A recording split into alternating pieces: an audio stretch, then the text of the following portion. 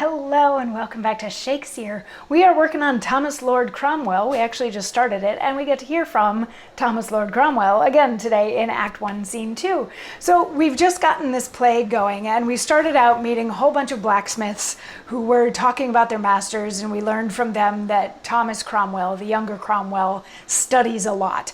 And then we got to meet him at the top of Act 1, Scene 2 where he was like, look at this, isn't this a glorious day? I just want to be studying and reading my books, and pursuits of the mind is all I'm interested in, blah, blah, blah. And oh my goodness, will you please stop with the hammering?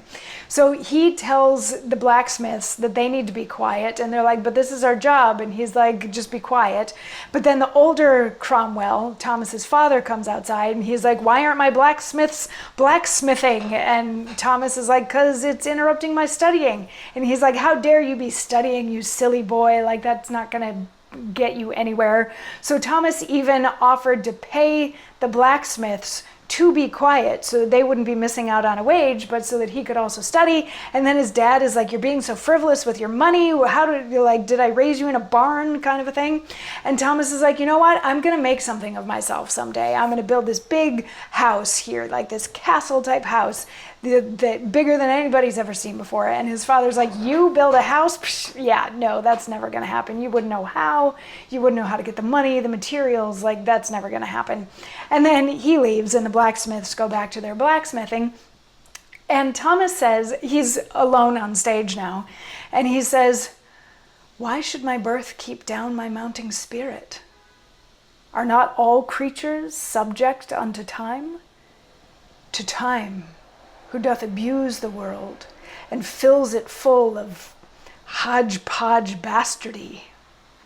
There's legions now of beggars on the earth that their original did spring from kings, and many monarchs now whose fathers were the riffraff of their age.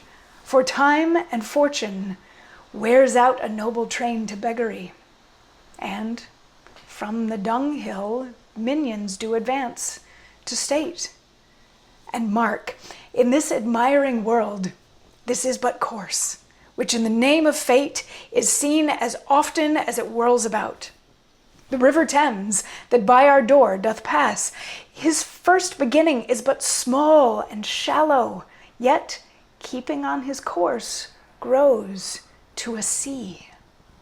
And likewise, Wolsey, the wonder of our age, his birth as mean as mine, a butcher's son.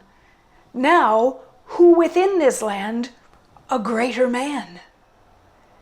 Then, Cromwell, cheer thee up and tell thy soul that thou mayest live to flourish and control. So this is fairly deep thinking. This is him musing on his state of being. And I will admit that there's a little smidge of this that reminds me of like a Disney princess. I'm thinking either of Ariel or of Belle, or like, I live in this little tiny world and I'm meant for so much bigger, better stuff than this. So he's saying, why do I have to lead a small, sad life just because I was born where I was born? He's like, aren't the times changing now? Like, there's plenty of people who were born noble who have fallen from grace and become beggars. And there's plenty of people who were born, in the ditches, people born from nothing who have become kings. He's like, this is just how time works. Time changes things. Time takes the nobility away from noble families, and time builds up the garbage until it is noble. He's like, even the river Thames starts out as a little tiny little bit of river, but then as it continues on, it grows and grows and grows until finally it's a sea. And then towards the end, he references the Cardinal Wolsey, who was of lower birth. He was a butcher's son, but he rose in King Henry VIII's court to be maybe the most powerful man there, maybe even more powerful than Henry VIII, but like definitely up there in terms of political and religious power. So he's like, if he could do it, he came from nothing, and now he's like the most powerful guy that there is. And he finishes by giving himself a little pep talk and saying, you know what, Cromwell, you can do this. Just keep telling yourself that you are meant for better things, and better things will come to you.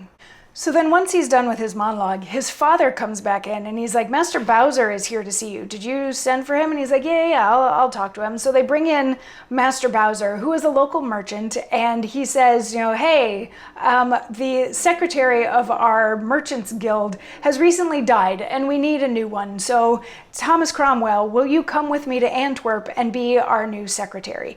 And Thomas is like thrilled at this because this is an actual position. He's going to get to be involved in a guild. He's going to be, somebody that has power, that has clout, that has a position, that has a job, that's like not being a farmer. This is his first like official appointment to something that is supposed to be serving the state and whatever. So he's like, yes, I will absolutely go. And his dad is like, good on you, Thomas, get out of here. We can use your bed for something else. So it's not at all a tearful goodbye. It's very much, hey, Thomas, get out of here so my blacksmiths can get back to work.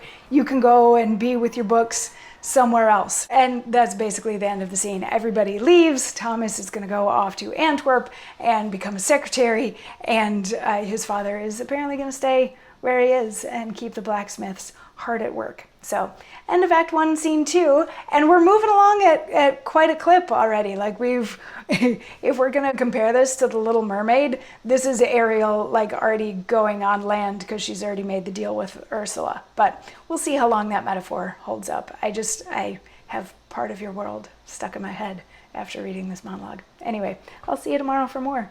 Mwah.